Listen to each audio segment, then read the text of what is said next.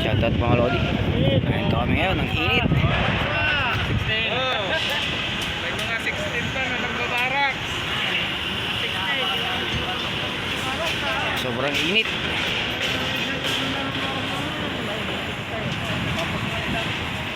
Silo kami sa kapirasong plywood.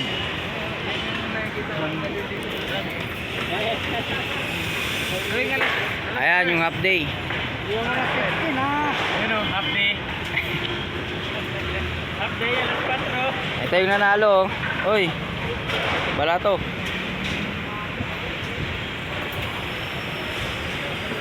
Ito kami ngayon sa ibabaw ng init.